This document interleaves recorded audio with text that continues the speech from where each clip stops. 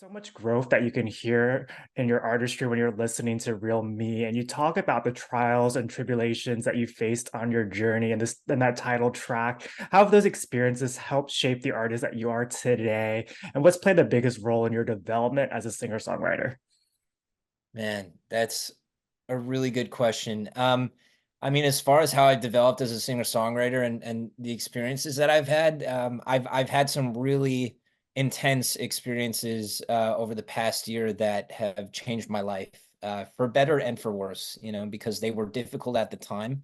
Um, Probably the most difficult thing I've ever gone through, but I came out of it truly a better person and on the other side, as they say. So I felt I had a lot to write about, and I felt like just that experience alone completely changed my approach to music, Mm. and my ability to be vulnerable in my music and lyrics.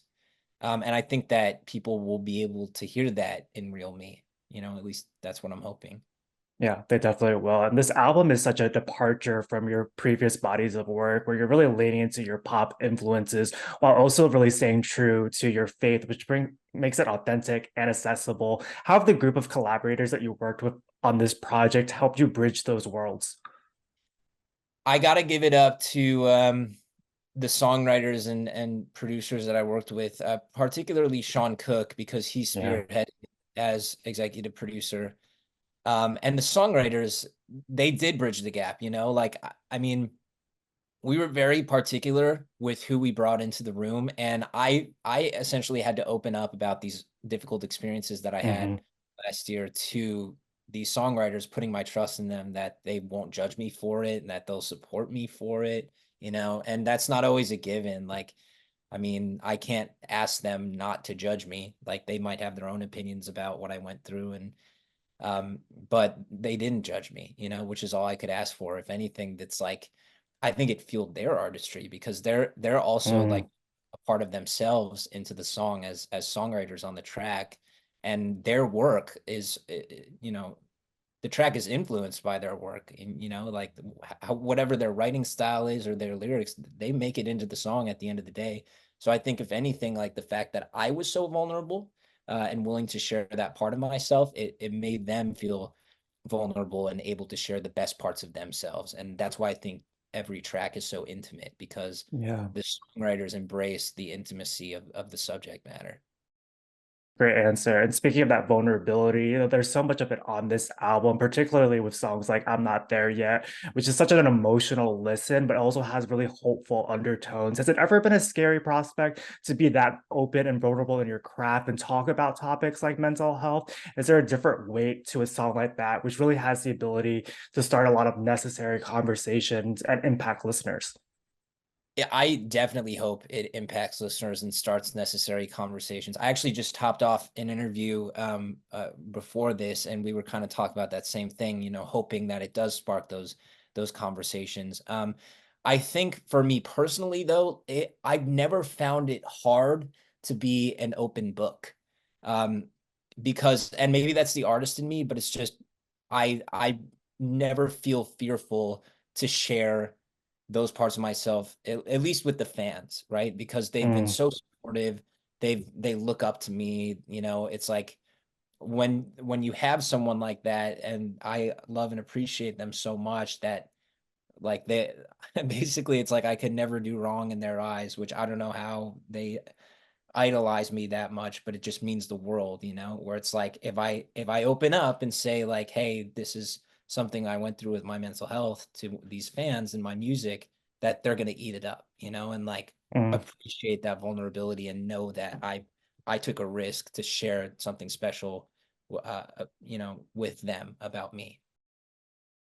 It's your gift as a songwriter, and there's such a universal quality to your songwriting. And a track like "Bless" was written 2 years ago, but it still feels so cohesive to everything that's on this album. How special is that for you as a songwriter to see a song that you've written stand the test of time?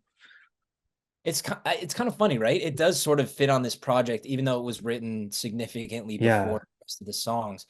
But it has withheld the test of time. I think at the end of the day, it's just, that's a good song. And I think the message is universal, which is like, it's kind of the music that I've been meaning to make this whole time, which is pop music, but it's leaning into like deeper meaning of, like recognize your blessings, and it's just leaning into like the beauty of faith within the context of like pop music, which I don't think there's a lot of. And I think Mm. my project can be sort of like, something you could hear on the radio that you would mistake for like a total mainstream hit, whatever. But at the end of the day, it's like you realize, oh, that's also like could be in relation to the artist's faith. Then I think that's a really cool bridge that I have the opportunity to gap for listeners. I feel like every song off this album is one that could be on the radio. And I think one of the beautiful things about being an artist is that you get to experiment with different songs. And Give You Up is such an unexpected closure for the album, where it's poppy, has electronic influences, also feels like a dance track. Can you talk a little bit about the production of that song and bringing all those different elements into it? Is it a glimpse of what this next body of work could sound like? I'm really glad you brought up that song because that's probably one of my favorites on the album. I would say Learning to Let Go and Give You Up are my two favorites. But yeah, that song is so unique compared to the rest of the project. And that's why I wanted to close with it. I think Mhm. it could lean into what the next body of work could look like. I don't know what it is yet, but it feels like the biggest risk I've taken in terms of production and what my projects sound like. Basically, we decided to go with this drum and bass, simple, like, that you kind of hear, and just write around that. And then, the brilliance of my executive producer, Sean Cook, he just sort of added all this stuff around it. And the result is, I think, one of the most compelling songs on the album. Yeah, you definitely stop when you hear that song, and then there's always such a message with all of your songwriting. Do you have a favorite lyric that you've written on this album? I think it would have to be in Learning to Let Go. Um, most of the lyrics of Learning to Let Go, actually, because I think lyrically that song might be the best lyrically on the Mm, project. And I think the reason why is because it takes faith can look like a lot of different things, and a lot of people mistake like these faith-based songs to be like only talking about the good with faith. But I think it's also important that people know that like faith is a relationship, like with a higher being or God, whatever you call it. And during that phase of my life, I didn't have the best relationship with God. I was, I felt angry, I felt rejected, like a lot of negative experiences and emotions. And so that opening line, I used to dream about the future, prayed for things I thought I wanted, high expectations, been disappointed with the outcome, lost who I was in the process. It almost like turns a blind eye to faith and is like, well, I don't need that. Like, mm, but at the same time, that's an honest portrayal of like the turbulence of faith. And I think that's just as important as like the positive faith songs. The songs that document the ups and downs, the peaks and valleys of a relationship with God, to me are the most honest faith-based songs. So I think yeah. that's why I like those lyrics. That actually might be the answer to this next question. But with this being such a diverse body of work, if you had to pick one song that best encompasses who you are as an artist at this moment in time, which would it be and why? Oh man. Probably Learning to Let Go. I think just because sonically it feels most authentic to who I Mm. am. That's the best way I would answer it. As artists, so often when you drop an album, you hit the road to support it. Are there plans to tour in 2024? And how much do you use that live stage to test out new material?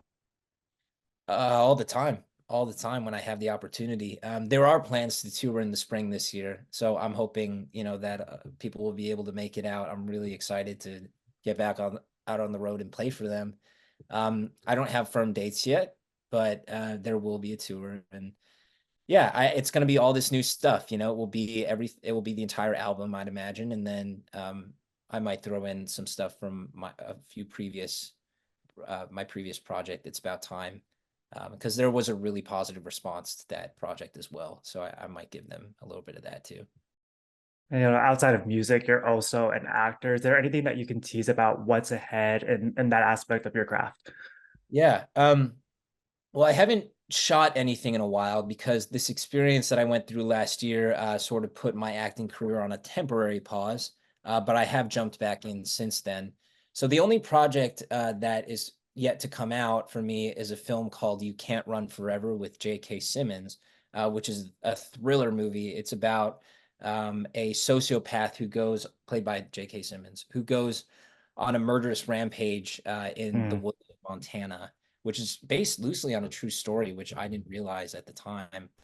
Um, and so that is coming out. I know it's secured distribution overseas, and then I believe it will secure domestic distribution next. So you should see it in theaters this year.